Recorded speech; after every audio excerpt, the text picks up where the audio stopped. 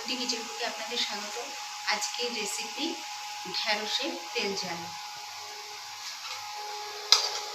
আলুগুলোকে ঝোল ঝোল করে কুটে একপাশে ভেজে নিয়েছি, ঢ্যাঁড়সগুলোকে কুটে নিয়েছি, তেলের মধ্যে দিয়ে দিলাম।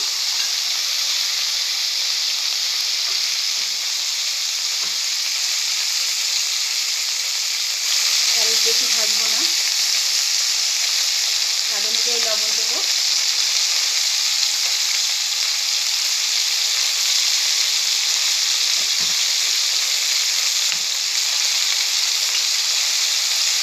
দেবো হলুদ,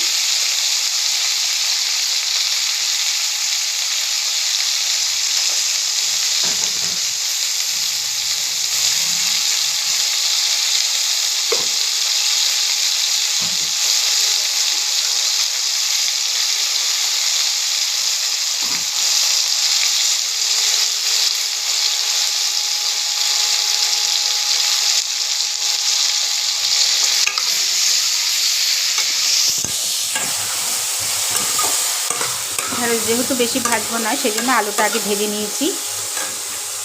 তার মধ্যে একটা ব্যাটার গুলে নিয়েছি, সর্ষে, পোস্ত, লবণ, হলুদ আর একটু মিষ্টি দিয়ে সামান্য জল দিয়ে এতে দিয়ে দেবো, কড়াইতে গুলে দেবো।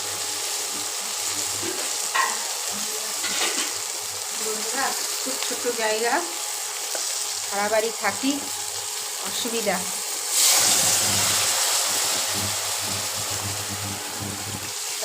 এবার লঙ্কা চিড়ে দিয়ে দেবো। এই যে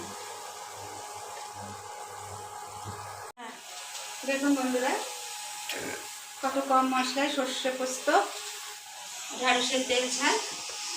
এইরকম আরও নিত্য নতুন ভিডিও পেতে শ্রাবন্তী কিচেন কুকে সাবস্ক্রাইব ও পাশে থাকা বেল আইকনটা টিপে দেবো। নমস্কার।